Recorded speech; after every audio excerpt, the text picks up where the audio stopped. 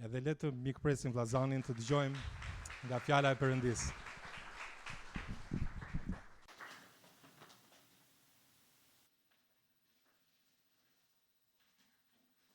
Në mëngjesit gjithëve. Lavdi Zotit për atë këngën që kënduam. Ishin këngë të bukura të gjitha, po njëra nga këngët që më sfidoi sot ishte vitet vinë dhe vitet shkojnë. Edhe shoh njerëz që janë, unë i quaj gjenerat e vjetër këtu.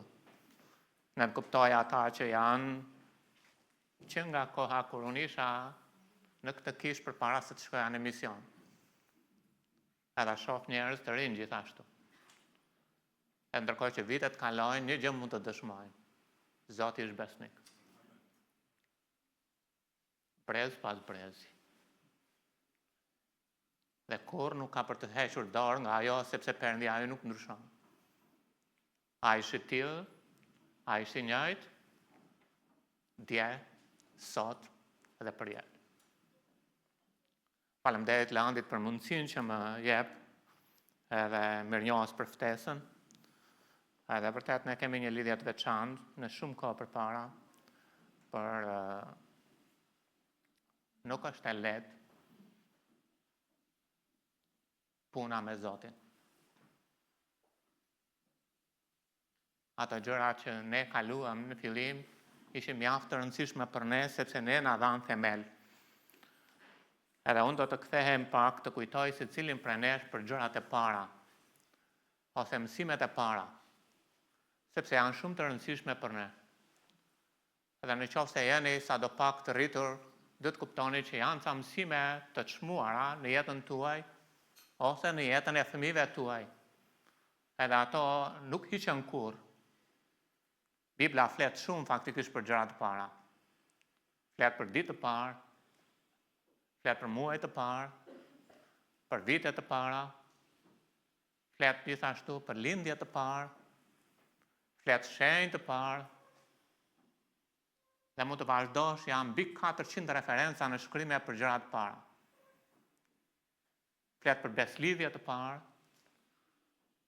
flet për vepra të para, flet për dashuri të parë, flet për ringjallje të parë. Bibla vërtet është e mrekullueshme. Madje është një libër në Bibël me të cilën Perëndia fillon fjalën e tij. Edhe është libri i parë. Edhe diri si quhet libri i parë? Libri i fillimeve ose zanafilla. Edhe është themeli mbi të cilën është ndërtuar gjithë fjala e Perëndisë. Sepse gjërat e para kanë shumë rëndësi. Nëse do të ktheheni pa kokën mbrapa në kohën e jetës suaj, jam i sigurt do të gjeni diçka që ka ngjitur tek ju. Mbaj mend kur isha 7 vjeç, po flasim shumë kohë përpara. Po flasim në vitin 1980. Ishim në komunizëm atëherë. Edhe shumë në vendin ku rrita unë jam rritur në fshat, nuk kishte televizor. Edhe shkonim në atë vend që ne e quanim atëherë Vatra e Kulturës, për të parë ndonjë gjë. Doli lajmi në fshatin tonë që ishte një film i mrekullueshëm për fëmijët. Edhe u bëm gjithë bashkë e shkuam. E në kohë që shkuam atje, mirë po që ndodhesh që ishte dimër dhe ishte vonë, dhe unë nuk lajmërova familjen, nuk ishim telefona atëherë që të dërgonim një mesazh jam këtu. E se shkova atje, edhe unë mbush kinemaja plot, domethënë Vatra e Kulturës atëherë. Aty nga mezi i filmit, hape dera, shoh kokën e babait tim. Mu skuqëm veshët, më lëvizi gjaku lart, por se kisha iku pa leje. Kapur për dorë muaj edhe rrugicave vajtëm në shtëpi. Na dolën rrugës një 200 të tërbuar.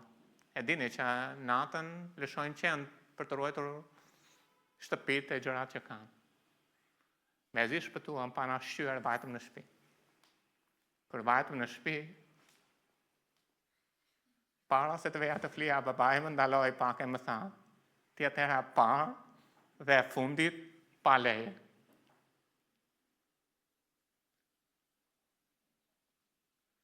nuk e bëra më. E keni dëgjuar shprehen hera parë dhe e fundit apo jo?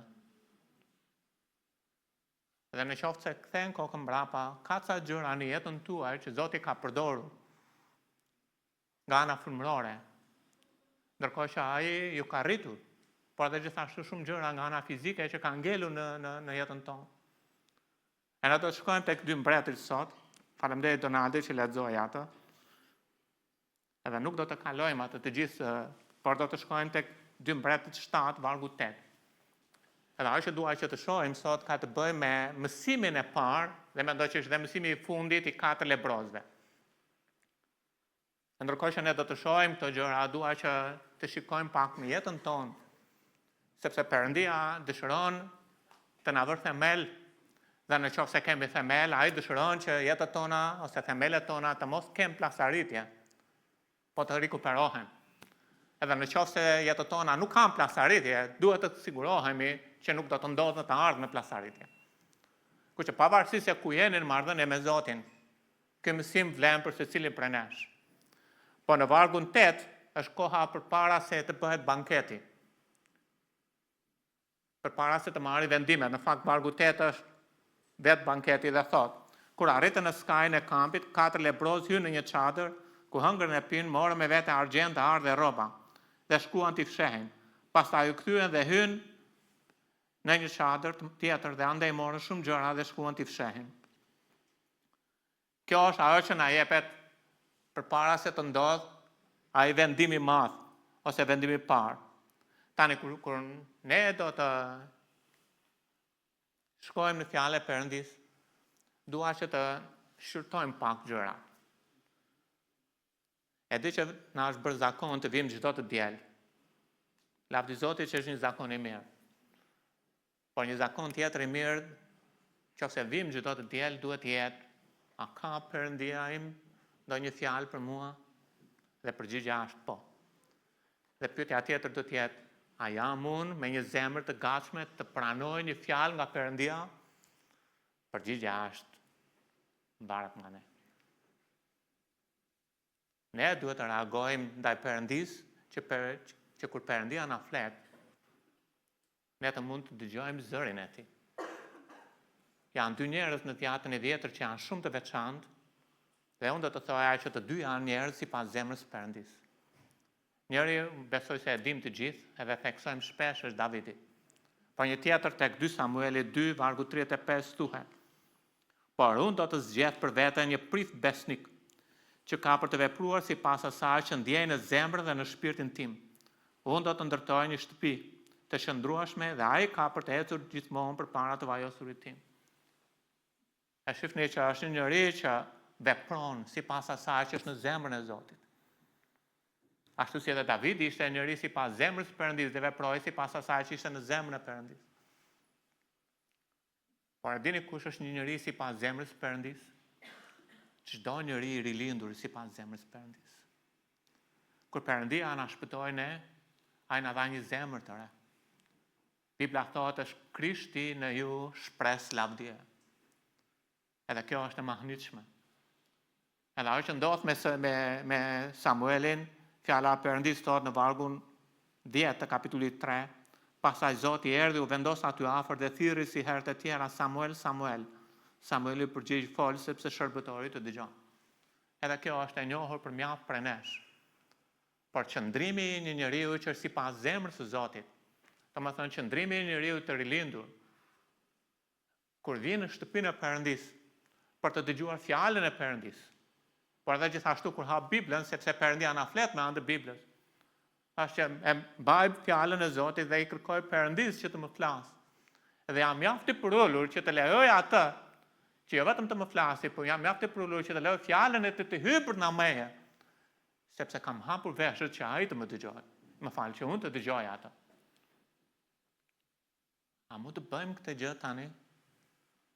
Le të shkojmë përpara Perëndis tonë, le të ulim kokat tona, e le të ngrem zemra tonë tek Perëndia ynë.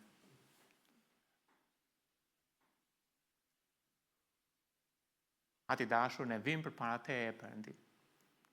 Edhe unë lutem që ti të na flasësh se cilit prej nesh sot. Unë nuk e di ku është se cili këtu në marrëdhënie me ty, por ti e di. Edhe Zot, se cili nga ne ka nevojë për ty.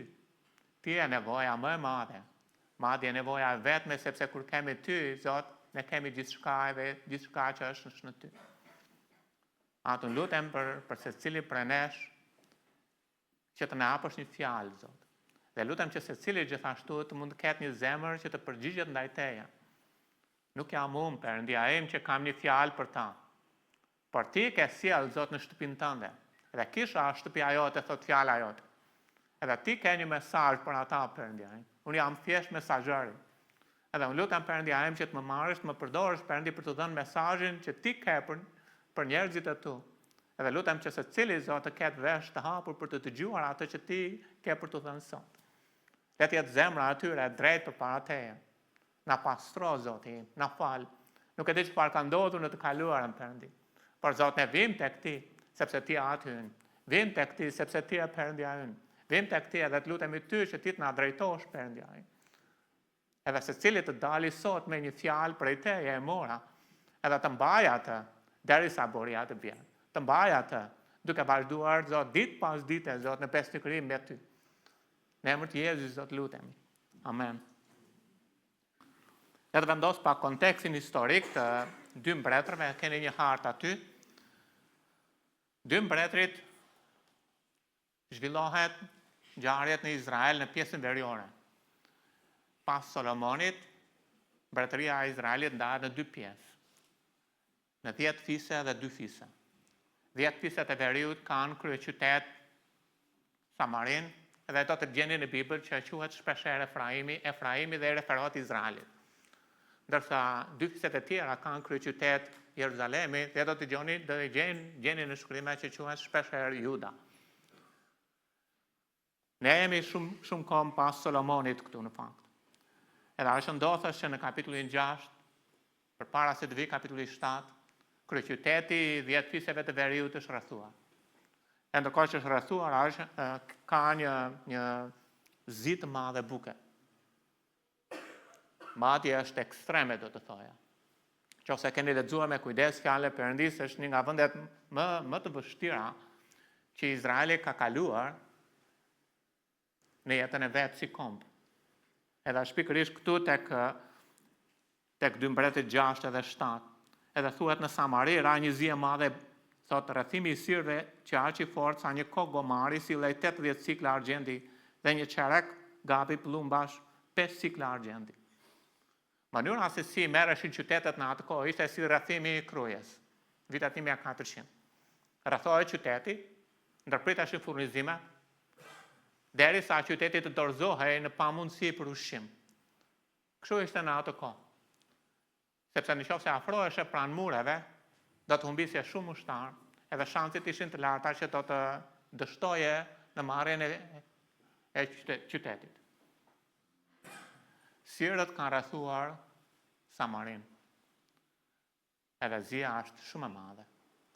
Në një farë konvertimi, nëse ta bëjmë këtë të pak të kuptueshme, në atë kohë një kokë gomari, koka gomarit nuk ka shumë faktikisht mish, ka vetëm kocka.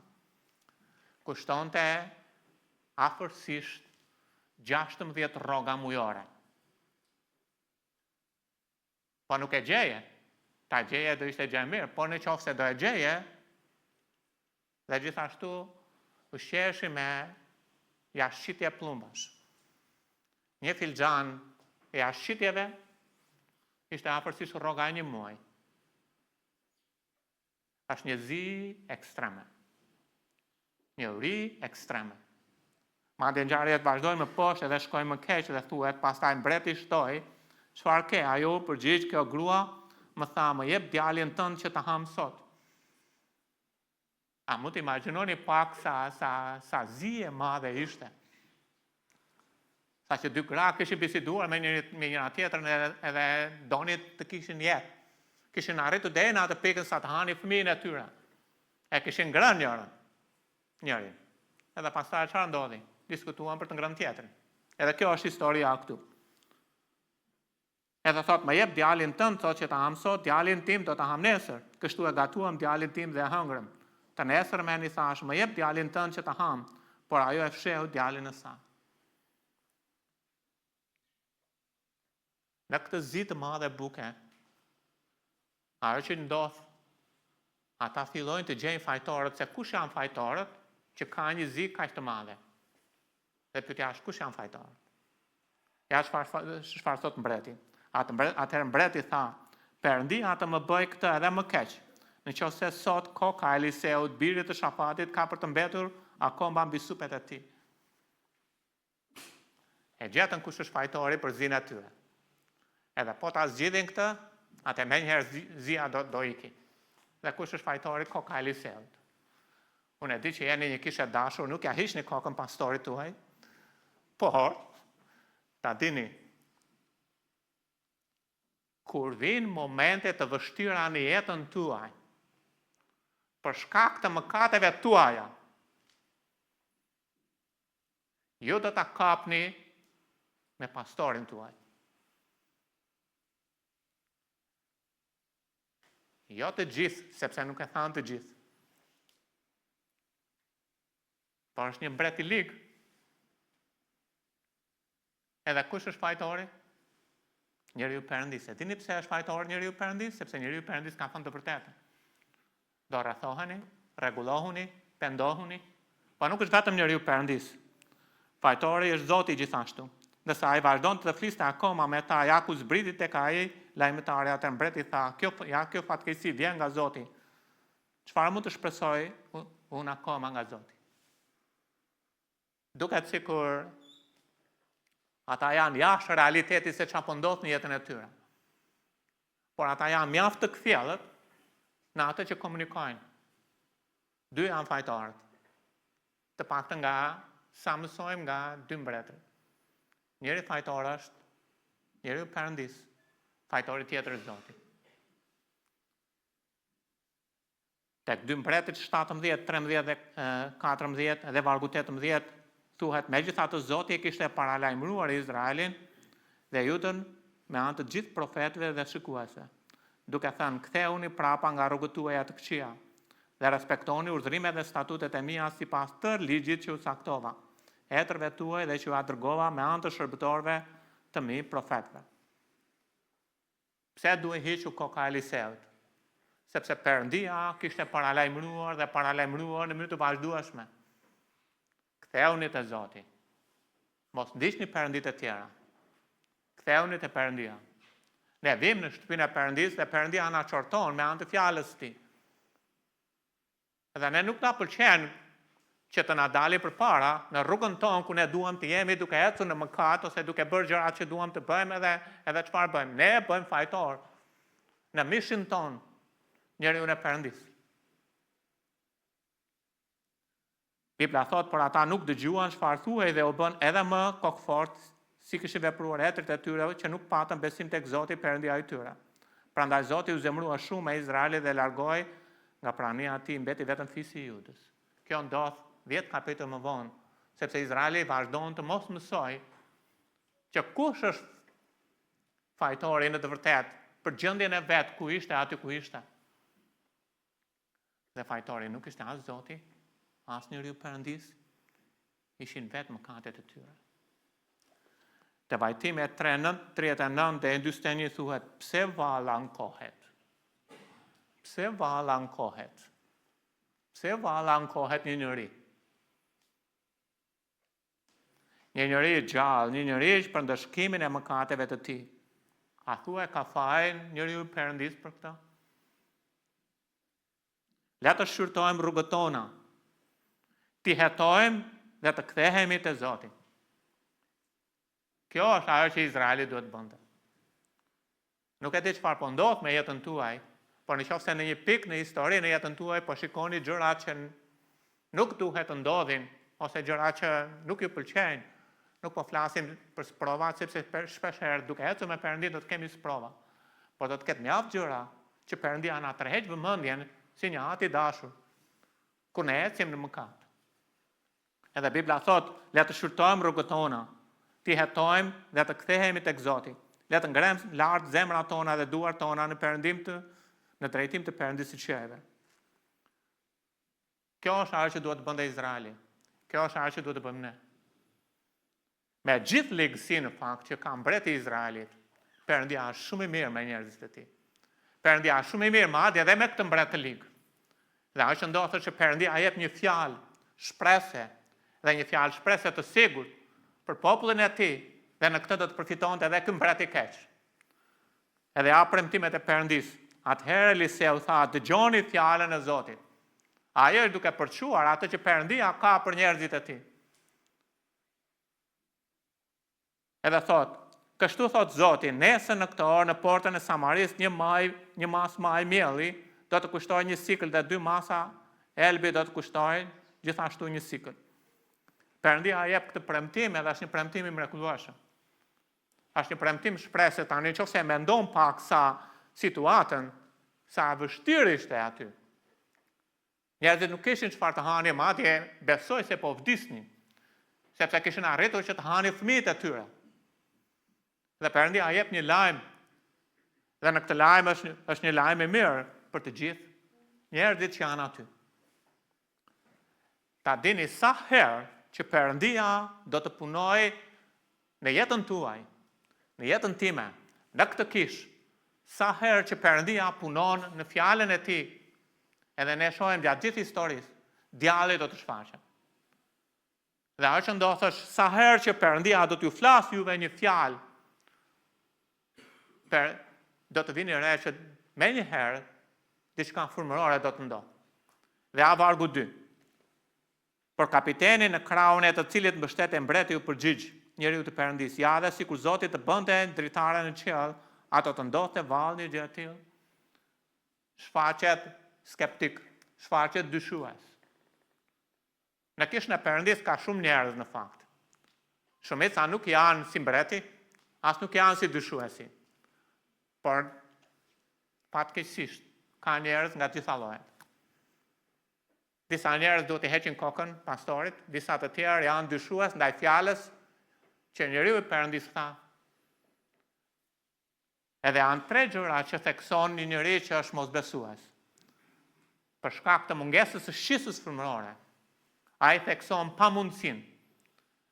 Sepse nëse nuk ke shqisë frymërore, nuk mund të besosh që Perëndia është në gjendje të bëjë gjëra të mëdha. Ja sikur Zoti të hap një dritare në qiell, është e pamundur. Atëherë nuk ishte helikopter që mund të çonin ushqimin nga lart nga qielli. Qyteti ishte rrethuar.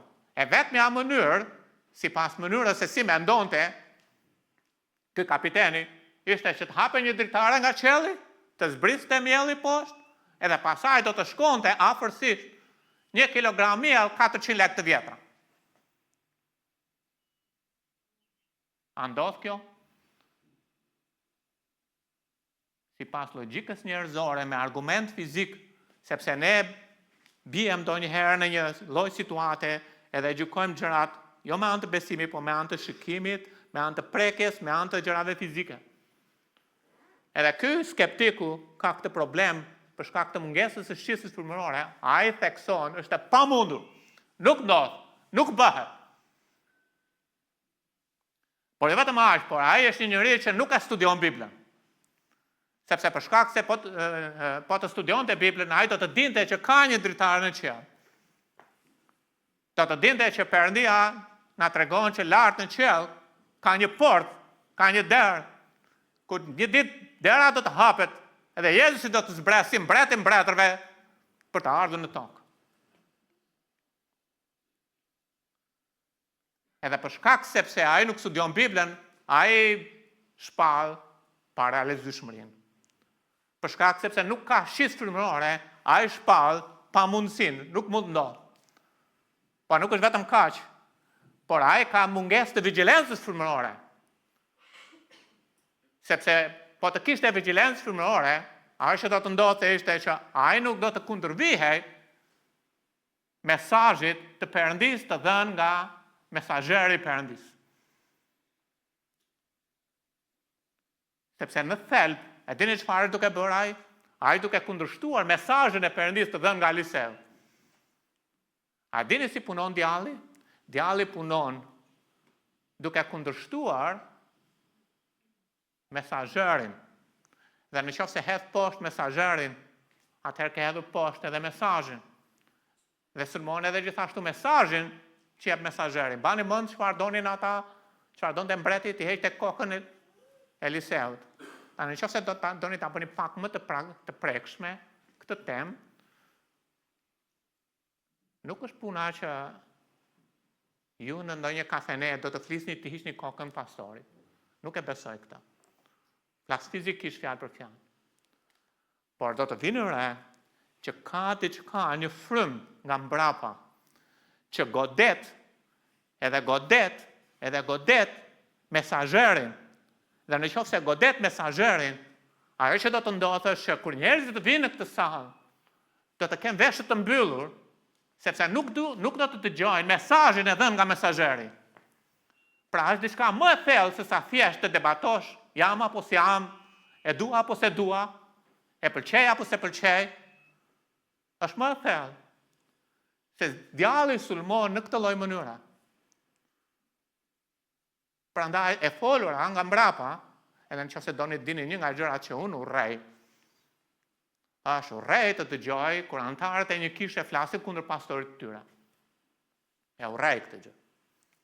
Ju do thoni, po a mundet që pastorit të mos gaboj? Pastori është njëri. Ai gabon ashtu siç edhe ju.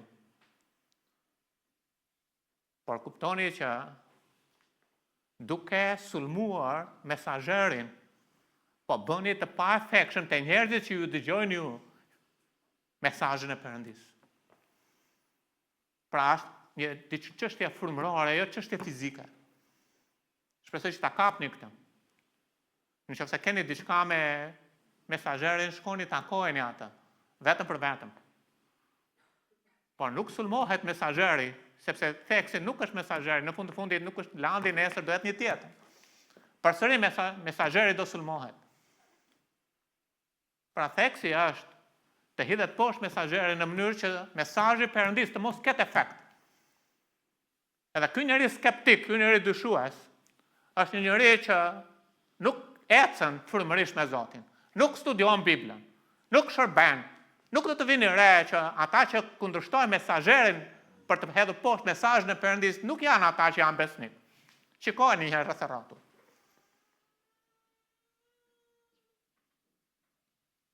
Nuk është kjo mësimi i sotëm, nuk e kisha këtu, por është hyrja. Po shikoni çfarë ndodh. Eliseu përgjigj: "Mirë, pra ke për të parë me sytë e tu, por nuk do t'i hash." Të jesh dyshues duke hedhur poshtë fuqinë e Perëndis, të jesh dyshues duke mos studiuar Biblën, edhe të kuptosh që Perëndia ka kreativitet. Pse vetëm një dritare nga qielli mund të bëjë të mundur Perëndin që të sjellë dhe të sigurojë zgjidhje për popullin e tij? A nuk ka kreativitet Zoti? A nuk është e mundur që Perëndia të gjejë miliona zgjidhje? Edhe ky njeri çfarë bën gjithashtu, sulmon mesazhin e Perëndis dhe mesazherin që jep mesazhin e Perëndis. Dhe Perëndia është aq serioz me këtë çështje, sa që ja çfarë thot. Ti do ta shikosh që Perëndia është në gjendje të bëjë gjëra të mëdha. Ti do ta shikosh që Perëndia ka kreativitet. Ti do të shikosh që mesazhi i Perëndis do të përmbushet. Ti do të shikosh që fjala e Zotit nuk do të shkojë bosh, por ti nuk do ta shijosh atë.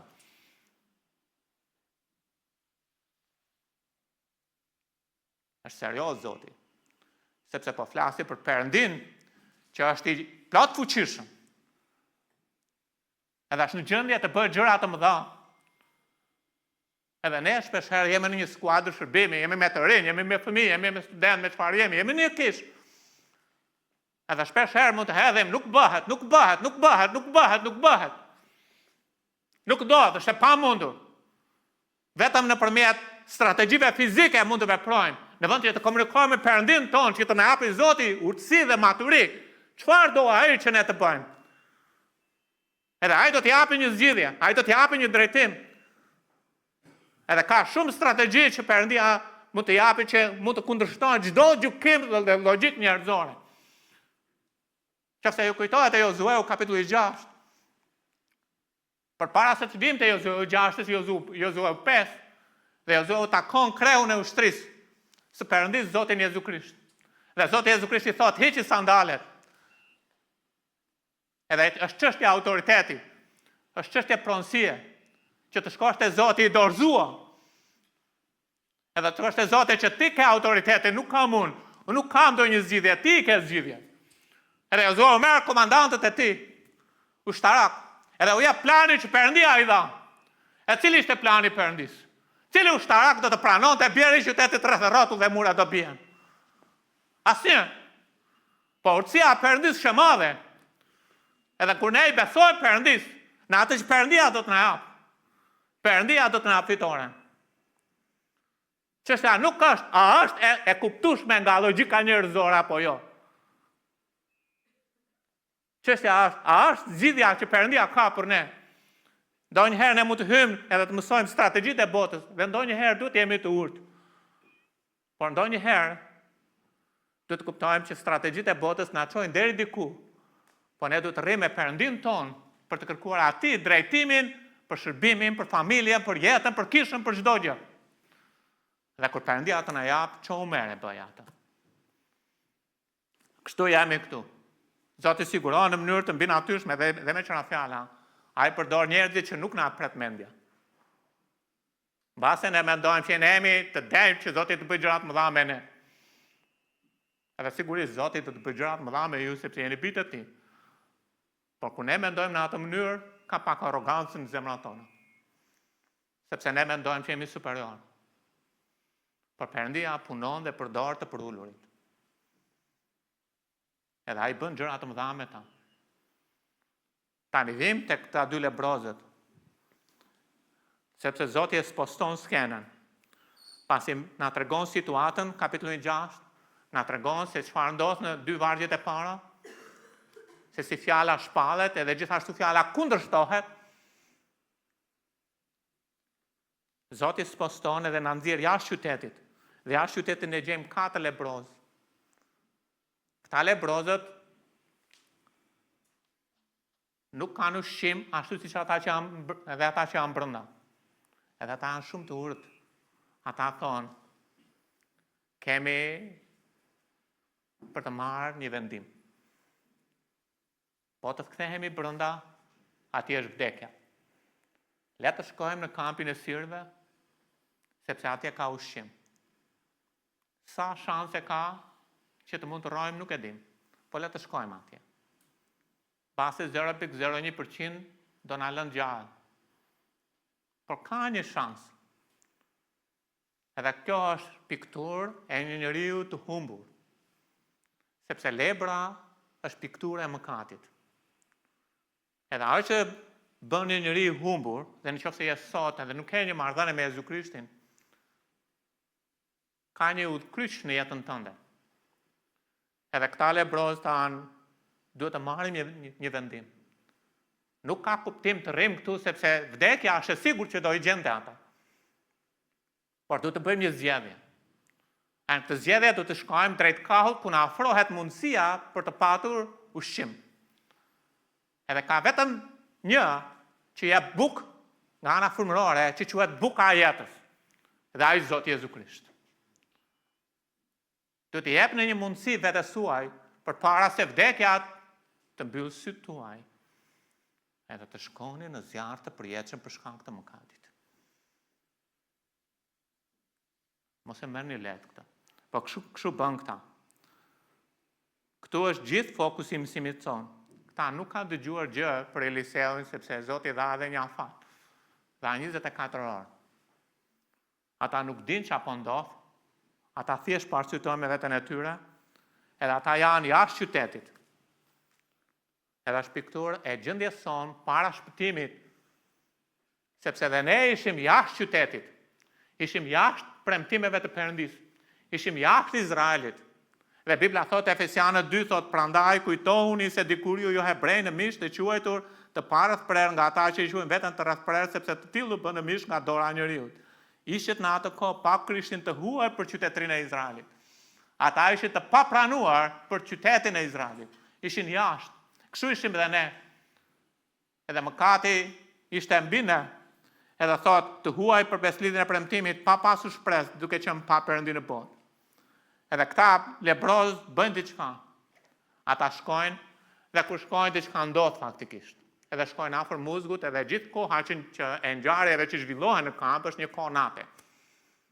Edhe kur shkojnë aty, ajo që ndodh në atë është që vën re nuk ka ushtar. Ata hanë, ata shijojnë një banket që nuk e kishin shijuar kurrë ndonjëherë më përpara. Dhe Bibla na tregon që kur ne erdhëm te Krishti, ai na dha jetë me bollok. Edhe ne hym në një banket që ishte i bollshëm nga ana frymërore. Madje vetëm aq, por Perëndia na bëri ne të pasur në Krishtin. Sepse këta gjetën pasuri. Perëndia na dha rroba të reja, na dha veshje të re, na dha shpresë të re, na dha qëllim të ri. Te Efesianë 1:3 thuhet bekuar qoftë Zoti, i bekuar qoftë Perëndia Ati i Zotit tonë Jezu Krishti, na bekoi me çdo bekim frymëror në vendet qellore. Ata ishin duke ngrënë, edhe ata po këndonin. Aleluja, kam gjetur! Ka kërkon të shpirti im! Ata ishin në banket. Vetëm një njeri që ka kuptuar me të vërtet sa e thellë është pesha e mëkatit mbi supet e veta. Edhe se sa në mjerim është njeriu i pashpëtuar. Edhe kur shkoi te Krishti dhe gjeti jetë me bollok, ai këndon me gëzim Zotit.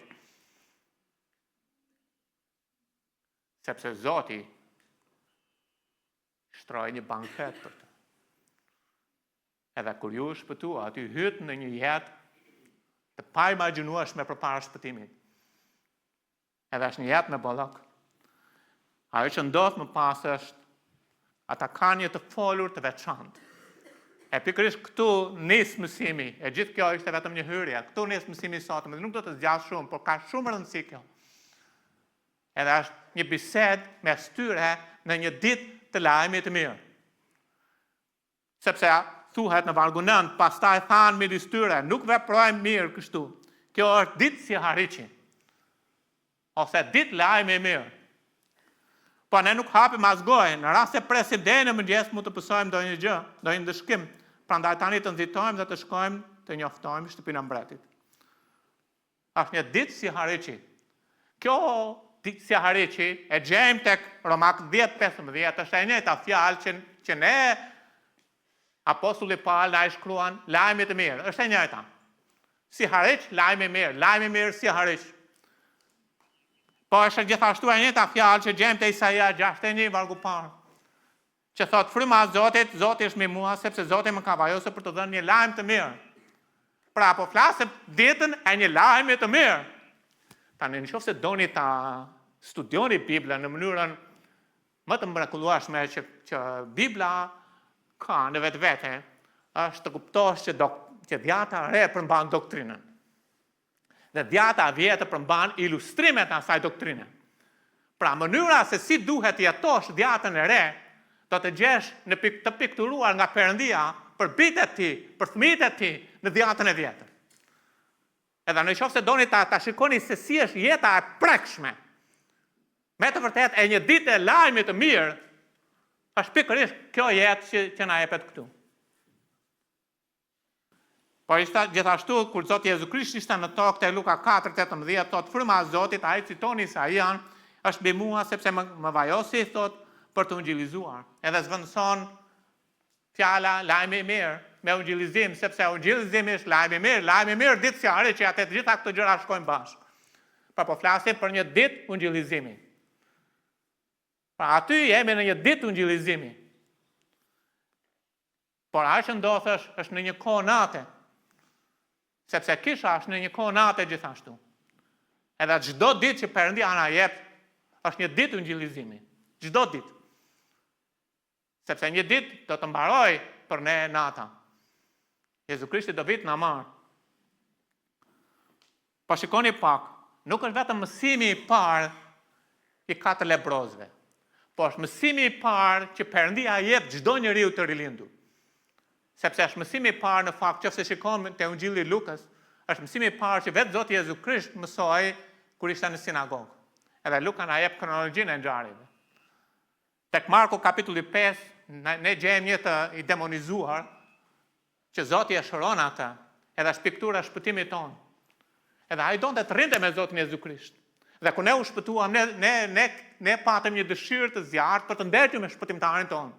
Sepse Perëndia na thirrën në marrëdhënie me të. Na thirrën në komunikim me të, në bashkësi me të. Edhe ky donte të rrinte me të. Edhe Bibla thotë që Jezusi I tha, shko. Sepse në qoftë se ti do rrish me Jezu Krishtin, edhe në qoftë se do të kuptosh edhe se çfarë, edhe kush është shpëtimtari yt, atë do të shikosh të dëgjosh të rrahurat e zemrës së Zotit. Edhe në qoftë se të dëgjosh të rrahurat e zemrës së Perëndis, atë të fillosh të kuptosh që Jezusi erdhi nga qielli në tokë për të kërkuar atë që ka humbur. Edhe ndërkohë që të rri me Perëndin, zemra jote fillon të sinkronizohet me Perëndin. Edhe kur sinkronizohet rrahja e zemrës tënde me Perëndin, ajo që do të ndodhë është ti do të dëgjosh zërin e tij që të lëviz ty për të kërkuar dhe shpëtuar atë që ka humbur, të lëviz ty për të shkuar në shtëpinë tënde, tek të afërmit e tu, për të treguar sa gjëra të mëdha Zoti bëri për ty. Edhe 2 Korintasit 5, 17, 18 thuhet që në qoftë se je në Krishtin je krijesë e re. Po interesante është që Perëndia bashkë me këtë krijesën e re, çdo njeriu të rilindur I dha dhe një shërbim. Edhe shërbimi I pajtimit. Nuk besoj që nuk I dini këta gjëra. Besoj që I dim këta gjëra. Po ky është themeli. Ky është themeli për të cilën ne kemi nevojë të sigurohemi që nuk është krisu. Që nuk e kemi devijuar nga qëllimi I jetës sonë për cilën Zoti Jezu Krisht na shpëtoi. Dita më e bukur e jetës së njeriu është dita kur ai kupton që është mëkatar dhe ka nevojë për një shpëtimtar dhe gjen shpëtimtarin dhe shpëtohet. Është dita e rilindjes. Dhe dita më e çmuar e një njeriu të rilindur është dita kur ai kupton pse rilindi, pse u shpëtua, pse u la mbi tokë, pse nuk u rrëmbye në qiell. Dhe ai u la mbi tokë për arsyen pse kisha u la mbi tokë. Dhe kisha u la mbi tokë që të përmbush misionin e Perëndis për të bërë dishepull. Perëndia është shumë e mirë, do të siguroj bukën e nevojshme për mua dhe për ju. Por ai na jep bukën e nevojshme për mua dhe për ju, me qëllim që të jetojmë ditët tona për të përmbushur qëllimin pse ai na la. Nuk do të ishte e tepër të thoja, në qoftë se unë nuk po përmbush qëllimin pse Perëndia më la. Pyetja është, pse duhet të kërkoj unë Perëndis që të rroj edhe sa ditë më tepër? Pse? Në qoftë se unë nuk po përmbush atë për të cilën Zoti më la, pse duhet të kërkoj atij, më jep sa ditë të jetoj këtu mbi tokë, në qoftë se ditët janë pa kuptim, pa qëllim. Në qoftë se kam një orë dhe nuk përmbush qëllimin që kam, rrallë mu ta mbajnë, përveç se në qoftë se ka bateria edhe po pres ta ndroj baterinë. Po në ditën e lajmit të mirë janë 4 gjëra që janë të nevojshme për ne për të bërë. Edhe a para, ta analizoj mënyrën se si veprojnë. Pastaj, pra pas një banketi, pasi kanë ngrënë dhe kanë shijuar që Zoti është I mirë, edhe ata kanë përjetuar atë jetën me bollëk në marrëdhënie me Perëndin, në një banket të mirë frymëror, ata janë duke folur me njëri tjetrin. Edhe kjo është ajo që duhet të bëjë çdo familje e perëndishme. Kjo është ajo që duhet të bëjë çdo shërbim I perëndishëm. Ose çdo shërbim që me të vërtetë kupton qëllimin e jetës. Kjo është ajo që duhet të bëjë çdo kish. Duhet të flasim me njëri tjetrin. Edhe kuptoj që ne kemi halle probleme, por nëse ka një gjë mbi të cilën duhet të mbizotrohen në të folurën tonë, në komunikimin tonë, në qëllimin e jetës tonë, ato të mbledh familjen, pse jemi këtu? Pse jemi? Do të mbledh skuadrën, pse jemi këtu? Zoti na dha jetë me bollëk, ne hëngër për ti, ne u bëm të pasur në ta, dhe një ditë do të mbretërojmë bashkë me të, ndërkohë që ne vuajmë për të. Edhe janë 4 gjëra që ata flasin. Nuk veprojmë mirë kështu. Ata po thonë, në qoftë se ne vetëm po edhe vim këtu, edhe edhe dalim, edhe rrim, nuk e kemi mirë fare. Ne do të flasim me njëri tjetrin. Te Luka 19, vargu 20, na thuhet që njëri e kishte marrë atë minën edhe e kishte fshehur dhe e kishte ruajtur. Po Perëndia nuk i dha për t'ia fshehur dhe për t'a ruajtur. Edhe jemi në kontekstin e mbretërisë së Perëndisë te Luka. Jemi në kontekstin e mbretërisë së qejve tek Mateu. Edhe Zoti i dha shërbëtorëve të vetë tek Luka nga një minë secilit. Dhe Perëndia secilit nga ne i ka besuar lajmin e mirë. Secilit nga ne i ka besuar një gjë, mbi çdo gjë tjetër. Sepse ne u lam në tokë, jo vetëm për të adhuruar Zotin, jo vetëm për të dashur Perëndin. Sepse një ditë ne do të adhurojmë Zotin pak të mish, pak të botë, si kur ndonjëherë më përpara. Do ta duam Perëndin pak të mish, pak të botë, si kur ndonjëherë më përpara, kur ne të rëmbehemi. Po ka një gjë që ne nuk do të bëjmë atje lart në qiell, që nuk do të mund të fitojmë shpirtra njerëzish. Dhe Perëndia na tregon që i ka dhënë secilit nga ne ungjillin, i ka besuar ungjillin.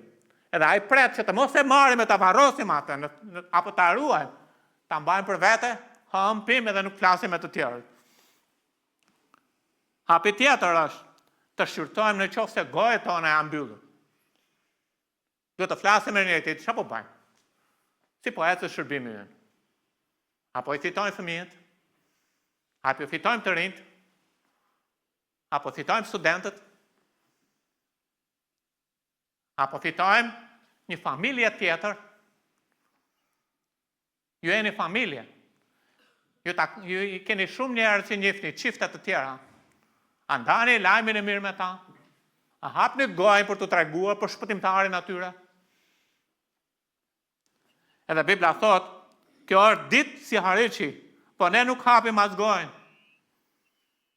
Këta njerëz janë pikturë e të krishterëve në ditën e sotme. Edhe kjo është jeta e krishterë e dinjëruar nga Perëndia që ne duhet ta jetojmë. Nuk mendoj që nuk flasim, ne flasim. Ne shqepemi, domethënë, në biseda. Pyetja është, na hapim gojën për ungjillin? Fatkeqësisht disa nga ne janë me mec. Janë me mec. Edhe në qoftë se do vi, unë nuk jam fryma e shenjtë të të shikoj të gjithë me radhë të them. Ka një vit.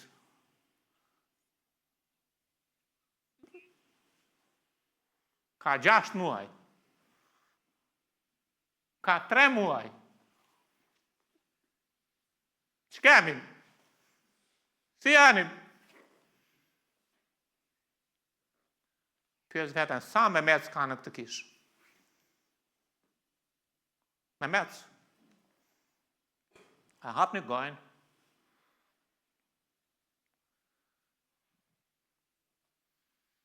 Kam 30 vjet i krishterë.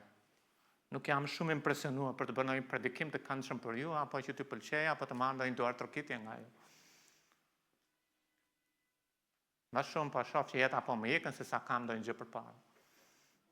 Për motra dhe vëllezër, dita e përballjes sonë me Zotin është shumë e afërt.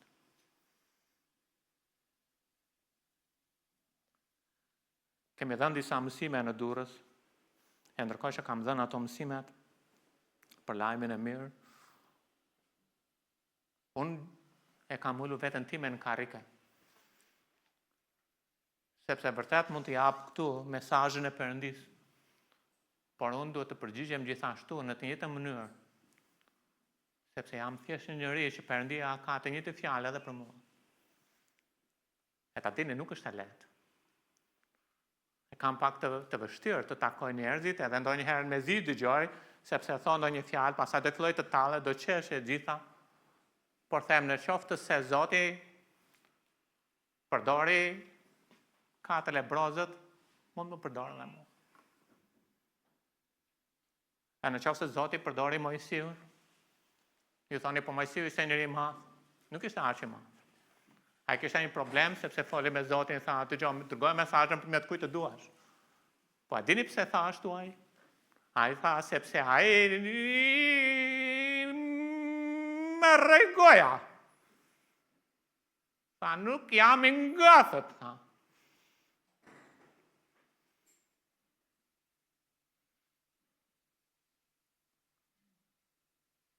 Pali ishte njëri që ishte i verbër, gjysmë i verbër. Dhe në qofse Perëndia mund të përdor njerëz të dobët, atë mund të përdor cilin do. Atë fillova të vendos 4 veta për të lutur për ta. Edhe thash, faleminderit Zotit për mundësinë që kam që të mund të ushqej tufën, por duhet të dalë dhe të lidhe me njerëzit. Edhe duke takova njerin, 3 muaj rresh nuk i thash që jam i krishter. 46 vjeç. Pastaj takova një tjetër, ai ishte student. Gjeta dhe një tjetër pastaj, e gjeta bashkë me një hoxh duke biseduar. Thashë pas në kapur para meje. E duke u lutur për ta, duke dalë, më në fund, lavdi Zotit nga hiri e tij, i tregova atij burrit pas 3 muajsh, i thashte dëshminë time. Edhe e tha, je krishter?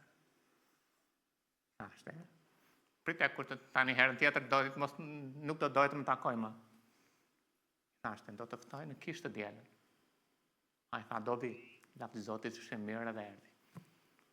Për mua ishte një inkurajim. Bas shërbesës dava ungjillin.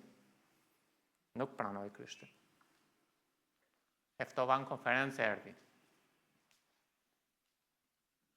Ditën e dytë të konferencës dava ungjillin, pranoj Krishtin. Në qoftë se Zoti mund më përdor mua me gjithë sikletet e mia, ta dini do i përdor të gjithëve. Të gjithëve. Pyetja është, a doni që të përdoreni nga Zoti? A është luftë? Është luftë. A duhet luftuar frymërisht? Po. Sepse betejë nuk është kundër mishit dhe gjakut. Pastaj takoj para 2-3 ditë shoh një burr që ishte aty nga balkoni i zyrës, ku ishte shikoj aty se jemi kat dytë, edhe them duhet të qasjem atij edhe të ndërtojmë marrëdhënie me atë. Edhe takova të dielën tani. E hedh dorën në supë, edhe i them, si e, mirë, kur do pim ndonjë kafe? Se me njef, sepse jemi aty tek pallati. Edhe tha, pse do pim kafe? Thashte, po pim një kafe, thashte, pse duhet detyrimisht për ndonjë hall do pim kafe, pim një kafe. Nëse kam sa gjëra në mendje si do e nis bisedën e gjitha, po duhet të them që Zoti do ju mësoj. Vetëm guxoni televizin nga vendi. Shkoni në supermarket, flirtini, foli një tjetri, ndërto marrëdhënie. Daj lajmin e mirë, nëse nuk di çfarë të bësh, trego të paktën dëshminë tënde. Dhe dëshmia është një mundësi për ta çuar pasaj te Krishti, sepse është ajo që Zoti ka bërë në jetën tënde. Du të jemi të duruar, sepse ne duam që njerëzit të shpëtohen si domatet e lushin, si rrisin për natditës. Po du të jemi shumë të duruar. Sepse kjo puna me Zotin, ose puna e Zotit të kërkon durim. E ndërkohë që ne afrohemi, atëherë du të ndalojmë.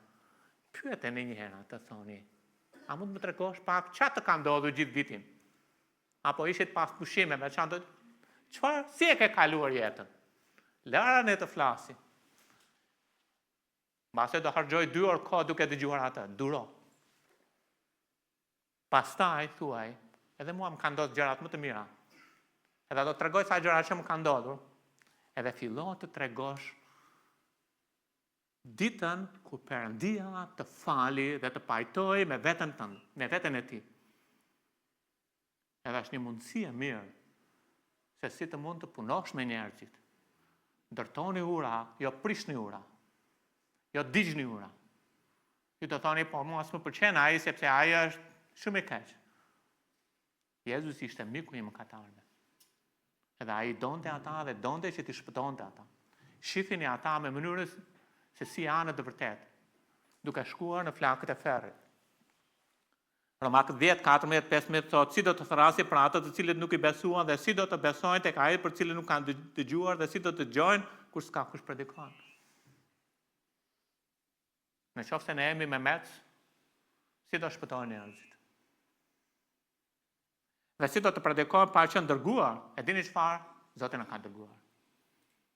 Madje ai ka gjithë pushtetin në qiell dhe në tokë dhe na ka dhënë mjaft qartë urdhrimin të dalim të bëjmë dishepull. Siç është shkruar sa të bukura janë këmbët e atyre që shpallin paqe, që shpallin lajme të mira. Kur Zoti shikon njerëzit, ai i shikon nga këmbët. Kur ne shikojmë nga koka, pamje gjitha, do rregullohemi, do vishemi, do edhe etj. Si ishte, si kalli ishte. Por Zoti shikon këmbët. Këmbët që shkojnë të ndajnë lajme të mira, që ndajnë lajme të bukura, që të çojnë të tjerëve lajmin e mirë. Të them diçka që është shumë e rëndësishme në kontekstin ku po studiojmë. Perëndia nuk kishte si qëllim bollëk vetëm për 4 lebrozët. Perëndia nuk ka si qëllim bollëk vetëm për këtë kish, vetëm për mua dhe për ju. Ai ka jetë me bollëk për gjithë të qytet që po vdesur nga ana frymërore. Nuk ka në plan Zoti vetëm shpëtimin tonë. Nuk ka në zemrën tonë, në zemrën e tij vetëm shpëtimin tonë. Ai dëshiron të kuptojmë që jashtë njerëzit po vdesin nga ana frymërore. Kur të shkojë të jap atyre lajmin e mirë. Edhe pika tjetër thotë të kuptojmë që ka pasoja nëse nuk ndryshojmë. Ata thonë, në rast se presim deri në mëngjes mund të pësojmë ndonjë ndëshkim. Jemi në një kohë nate me lebrozët. Edhe ne jemi si një kish që kisha quhet në kohë nate sepse dielli i drejtësisë, Zoti Jezu Krisht ka ikur. Kur ai ishte në tokë, Gjoni 9:5, ai quhet drita e botës. Por ai ka ikur. Po ai do të kthehet te Malakia 4:2, ai na prezantohet si dielli i drejtësisë. Edhe nëse ne presim deri në mëngjes edhe në fakt nëse presim deri në marrjen e kishës. Nuk e dim çfarë do ndodh. Sepse Perëndia nuk pret që ne të jemi me mec. Ai e ka lënë këtë kish për një qëllim. Ai e ka lënë secilin prej nesh për një qëllim. Edhe duhet të bëhemi serioz në këtë. E para Korinta 9:16 thotë, sepse nëse unë predikoj ungjillin, s'ka asgjë që unë të mburrem, sepse kjo është një nevojë që më është ngarkuar, edhe mirë, unë po nuk predikova ungjillin. Ta lebrozët nuk duan gjykimin veten e tyre. Asu nuk e dua. Nuk po them që ky gjykim në kupton që unë do të shkoj në ferr. Po Perëndia do të disiplinoj bitë e tij, do të disiplinoj kishën e tij, do të disiplinoj një skuadër shërbimi, në qoftë se thjesht vetëm rrin pa bërë asgjë. Do të disiplinoj një familje, do të disiplinoj secilin nga ne në mënyrë individuale. Në qoftë se ne nuk përmbushim qëllimin, siç e përmenda më parë, pse duhet të jetojmë? Ne mundohemi të shtyjmë jetën tona, të hamë ushqimet më të mira, të përpiqemi të japim mundësi jetës tonë, që të mos kemi shumë probleme me shëndetin nga ana fizike, edhe kuptoj këtë gjë. Edhe është drejt të kujdesemi për tempullin e Perëndisë. Por në qoftë se Perëndia mbaron kohën për ty dhe për mua, e thot kaq ishte, do vish në shtëpi, sepse ai ka një kohë për secilin, për Jezusin pati 33 vjet e gjysmë. Shumë nga ne kanë kaluar 33 vjet e gjysmë. Edhe shiri Zotit që po jetojnë më gjatë apo jo. Po a nuk duhet jetonte më gjatë edhe Jezusi? Por Perëndia kishte një plan me Jezusin. Dhe ai erdhi për të përmbushur planin e Perëndisë. Dhe Perëndia ka një plan me mua dhe ju. Dhe ne po na ikën koha. Atë ne duhet të sigurohemi që po bëjmë atë që Perëndia ka për ne. Ndryshe Perëndia do të merret me ne. Madje shumë shpejt ne do të takojmë Zotin në vendgjykimin e Krishtit. Do të kemi një bisedë me të ballë për ballë.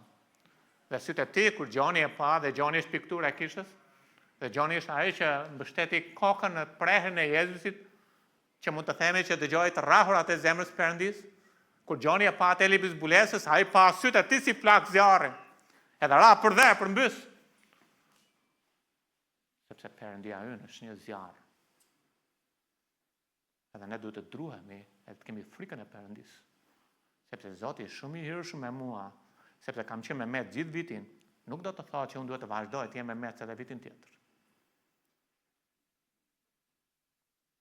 Hiri nuk na jepet që të vazhdojmë të bëjmë të njëjtat gjëra që kemi bërë. Hiri na jepet që ne të mund të kthehemi te Perëndia. Dhe pika e fundit, të reagojmë tani menjëherë me urgjencë Prandaj tani të nxitojmë dhe të shkojmë të njoftojmë shtëpinë e Mbretit. Lidhsa prandaj është mbledha së bashku, shërton veten, thua nuk po bën mirë. Pastaj fillon të reagosh, pastaj fillon që të hedhësh një hap tjetër. Pastaj në fund del me një konkluzion. Le të përgjigjemi. Është e drejtë që një skuadër shërbimi të mbledhat në fund të muajit, të paktën kështu inkurajo në Durrës, e të shërtojmë çfarë kemi bërë gjatë muajit përpara Perëndis. Ne nuk shpëtojmë njerëzit, Zoti shpëton njerëzit, po ne punojmë me Perëndin në këtë punë. Ata ne duhet të reagojmë. Një familje gjithashtu duhet të kthej kokën mbrapa e të shohë çfarë kam bërë për Perëndin. Edhe po flasë për kontekstin e Ungjillit. Një njeri në mënyrë individuale të ndalojë të thotë çfarë jam duke bërë për këtë qëllim për të cilën Zoti më la mbi tokë. Edhe këta thanë, le të nxitojmë, le të shkojmë, le të njoftojmë shtëpinë e Zotit, shtëpinë e Mbretit, më falni.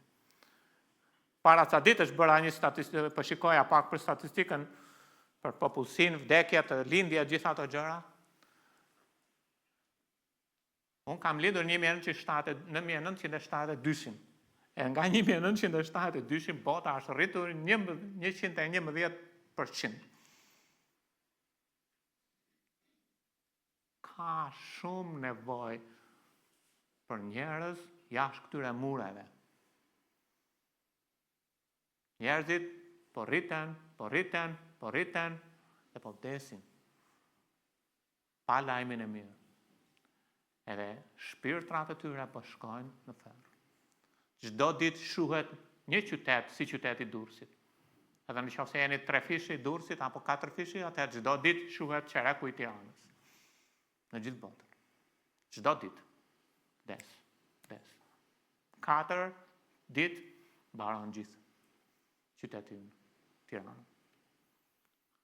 Nuk është puna ta mendojmë edhe një herë. Nuk është puna kam ca puna akoma për të bërë. Nëse Perëndia është aq e mirë dhe është shumë e mirë, sa ka siguruar rroba veshmbathje, ushqim veshmbathje, atëherë na mjaftojnë, sepse ne jemi për pak kohë këtu. Dhe ne duhet të bëjmë atë që Perëndia na thyrë të bëjmë. Këtë bën këta 4 lebrozë. Ka një urgjencë vazhdimisht në Bibël. Shko. Eksodi 4, vargu 12, shko, i thot Zoti Mojsiut, shko. Nxirë këtë popull nga Egjipti. Pikturë e shpëtimit ton, kur dalim nga sundimi i faraonit ose i djallit, dalim nga kjo botë, shko dhe bëj atë për të cilën të kam thyrur të bësh. Ruthi 2, vargu 9, thot, mbaj syt në harë që po korri dhe shko brapa korçve. Mateu 28:19, shkoni, pra dhe bëni dishepujt. Ka një thirrje të vazhdueshme në Bibël, shko. E di që themi ndonjëherë atë nga Isaia që them që ja ku jam, Zot dërgo mua. Edhe para se të themi atë ne mendojmë për pyetjen, kush do të shkojë për ne? E dini çfarë? Nuk ka nevojë fare të pyet Zoti kush do të shkojë për ne. Sepse jeni caktuar të shkoni. Thjesht kush do të bëjë atë për të cilën Zoti ju ka thirrur për të bërë. Mateu 20, vargu 4. Pastaj doli rreth orës së 3 dhe pa të tjerë që rrinin në shesh të papunë. Pastaj u tha atyre shkoni. Edhe është një histori në mbretërinë e qeve, ku i Zoti vreshtit kërkon punëtor për të punuar në vresht. Edhe zbatimi është që Perëndia na merr ne për të punuar në punën e tij në këtë botë. Zbatimi për ne në kohën e kishës. Disa njerëz janë të papunë. Disa njerëz janë me mec. Disa njerëz vetëm rrinë nuk bëjnë asgjë. Edhe pyetja është, sa njerëz ka kjo kishë janë të papunë? Sa njerëz ka kjo kishë janë me mec? Sa njerëz ka në Durrës janë të papunë? A jeni papunë? Edhe Zoti thot, lëviz, dil jashtë, po vdesin andej. Shko andej. Shko në zonën tënde të influencës. Kur je i zënë deri në fyt me aligator, është e vështirë të mendosh se qëllimi yt kryesor është thirrja e kënetës. E shpesh herë jemi kaq të rrethuar nga mëngjesi në darkë me lloj-lloj gjërash. Dhe kemi lënë atë për të cilën jemi thirrur nga Perëndia për të bërë. Dhe nuk duhet jetë kështu. Një kish ishte mbyllur edhe ishte vendosur një tabel të dera. Edhe tek ajo tabela të dera ishte shkruar diçka e tillë. Kemi falimentuar. Nuk e dinim çfarë biznesi kishim. A e di shërbimi i fëmijëve biznesin që ka nga ana e Perëndis? A e di shërbimi të rinjve biznesin që ka nga ana e Perëndis? Apo po shkon drejt falimentimit? A e di biznesi studentëve? A e di kisha biblike e Durrësit biznesin e saj? A e di kisha biblike e Tiranës biznesin e saj? Po flasim për bazat, motra dhe vëllezër, për bazat, për themelin. Luka 2:49, Zoti Jezu Krisht i përgjigjet Maris dhe thot, por ai u tha atyre, përse më kërkoni? A nuk e dini se më duhet të merrem me punët e Atit? Pra ka një duhet që e lëvizi gjithë jetën e Jezusit. Për 3 vjet e gjysmë të shërbimit të tij, më duhet. Edhe këtu ai është duke folur që kur ishte një fëmijë, edhe sigurisht u thirr në shërbim në moshën 30 vjeç, po më duhet e konsumoi Jezusin, sepse sa ishte në tokë ai duhet të bënte punët e Atit. Dhe ju i thrisni atij atë, edhe Zoti ka vendosur frymën e shenjtë brenda jush që e thret këtë Aba atë, atë në qoftë se ai është Ati juaj, atë merruni me punët e Atit, me biznesin e tij. E ta mbyll me 2 gjëra në fund. Ungjillizimi sipas fjalës së Zotit është mjaft praktik. Ata shkuan edhe thanë, duam ta çojmë tek shtëpia e mbretit. Por ata nuk kishin akses te shtëpia e mbretit. Vante roja, bam. Kemi një lajm të mirë. Është ditë gëzimi. Ne kemi ngrënë, është banket. Zoti është mirë. Ai më fali mua, ai më dha jetë. E dini që jeta me Krishtin është jeta më e mrekullueshme që njëri mund të përjetojë ndonjëherë. Edhe Bibla na tregon që rojat e morën lajmin e mirë dhe e çuan te shtëpia e mbretit. Edhe ungjillimi është shumë i thjeshtë. Tako ata që ke pranë, që ke mundësi. Edhe secili nga ne ka njerëz rreth rrotull, në punë, në familje, në shkollë, në pallat. Takoj ata. Dhe Perëndia çfarë do të bëjë? Do të çojë lajmin më tutje. Lërën e Zotit të bëj punën e tij, po le të bëjmë ne punën që ai ka me ne. Secili nga ne ka një person afër që e njeh, që mund të dëgjojë prej teje. Edhe shumë e thjeshtë. E dini cili është plani i thjeshtë i Zotit? Për shërbim, jo për shpëtim. Plani i thjeshtë i Zotit për shërbim do ta gjeni tek Gjoni kapitulli 1. Te Gjoni kapitulli 1, plani i thjeshtë i Zotit për shërbim është që ti duhet të gjesh, jo tjetri. Ti duhet të gjesh një Simon. Ti duhet të gjesh një Simon. Ju thoni, po jo, unë ky tjetri. Ti duhet të gjesh një Simon. Ky është plani i thjeshtë i Zotit. Një çift vajtën te dentisti. Kur vajtën te dentisti, e të shohin një kohën, kam lënë. Okej, më fal. Do ta mbaroj. 5 minuta. Kur vajtën te dentisti, edhe i tha, gruaja, dua diçka që është jo atë që bën normalisht. Ç'a do? Thjesht të hapësh gojën, ta marrësh mballën, ta shkulesh, pa anestezi, pa gjë. Dentisti shtangur. Edhe tha, fali, tha, shumë kurajozeje. Nuk bëhet kështu. Kështu duam. Okej, tha dentisti, më tregoj dhe mballën. Dhambin. Edhe gruaja thot burrit, zemër, tregoj çik dhe mballën ti. Zoti ka një fjalë për secilin prej nesh. Për ty, jo për tjetrin. Pastaj që ndodh është që Jezusi del dhe gjen Filipin. Dhe nëse je drejtues i një skuadre, atëherë ti duhet të gjesh Filipin. Dhe tjetër që është krah teje, duhet të gjejnë Natanaelin. Ky është plani i thjesht i Zotit në shërbim. Ti duhet të gjesh një Simon. Tjetri, majta, duhet të gjej Natanaelin, ose Filipin, dhe tjetër të gjej Natanaelin. Kaq është. Se cili ka një punë nga Zoti dhe puna është misioni. E ta mbyllim pjesën tjetër, është le të jemi të urtë. Ki besim tek Zoti, duke besu Zoti me gjithë zemrën, mos të mbështet gjykimin tonë, domethënë, le të beson Perëndis. Ai do të bëj punë. Pranoje në gjitha rrugët e tua, dhe ai do të drejtojë shtigjet e tua, domethënë të mos jemi dyshuar, të mos jemi skeptik, sepse premtimet do realizohen. Zoti mbajti fjalën, edhe gjithashtu edhe skeptiku mori atë që mori. Pra Perëndia mban premtimet edhe për mirë, edhe për keq, ose më saktë, edhe gjykimin, edhe gjithashtu shpërblimin.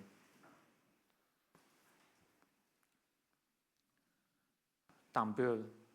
Lebrozët shqyrtua mënyrën e jetesës, nuk për vepra mirë. Lebrozët thanë, boll kemi ndajtur, nuk duhet të rrima. Lebrozët thanë, kishin fryt druajtjen e Zotit, nuk hapse të heshtim më. Te Nehemia 4:14 thuhet për Nehemian, mbasi shqyrtova gjendjen, u çova. Tani unë të ta mbyll me këtë. A mund të mos dalim nga kjo sallë njësoj si qymë? Një ditë do të takojmë Zotin, edhe është shumë e afërt. Dita, unë besoj, ne jemi brezi që nuk do të vdesim pa u rrëmbyer kisha. Edhe kjo është temë tjetër për të hapur shkrimet, por unë besoj me bindje absolute. Edhe shumë shpejt ne do të takojmë Perëndin tonë. Po ne jemi lënë këtu për një qëllim. Le të përmbushim me fuqinë e tij, sepse Bibla na tregon që fryma e shenjtë është në ne. Edhe kur e dha këtë premtim te Verbrat 1:8 nuk ishte ardhur akoma. Por ai ka ardhur tashmë. Fryma e shenjtë është në ne që të bëhemi dëshmitarë të tij. Nga Jeruzalemi deri në skajnë e Vendit. Le të ulim kokat tona përpara Perëndisë tonë. Nuk e di ku jeni në marrëdhënie me Zotin, por a mund të përgjigjemi Perëndisë në atë që Zoti ju ka folur, në atë që Zoti na foli? Le të përgjigjemi. Le të reagojmë. Le të mos dalim nga kjo sallë përsëri, thjesht duke bërë të njëjtat gjëra që kemi bërë vazhdimisht. Pa hapur gojën, pa lëvizur, pa ecur. Ati dashur Zot, faleminderit për njerëzit e tu sot. Edhe Zot, fjala jote është mjaft e lartë, Zot, edhe për mua, edhe për ta. Por ti, Perëndia jon, nuk na ka dhënë një mision të pamundur, por misioni që na ka dhënë është i mundur. Na ndihmo, Zotin, sepse ne jetojmë në një vend, Zot, që jashtë këtyre mureve njerëzit po vdesin urije. Edhe lutem Perëndi që çdo njeri të mund të përgjigjet përpara teje, e të lejoj ty që ta marrësh si një herë në duart e tua, e ta përdorësh. Le të shkoj tek zona vetë influencës, le të përgjigjet Perëndi. Në emër të Jezusit zot lutem. Amen.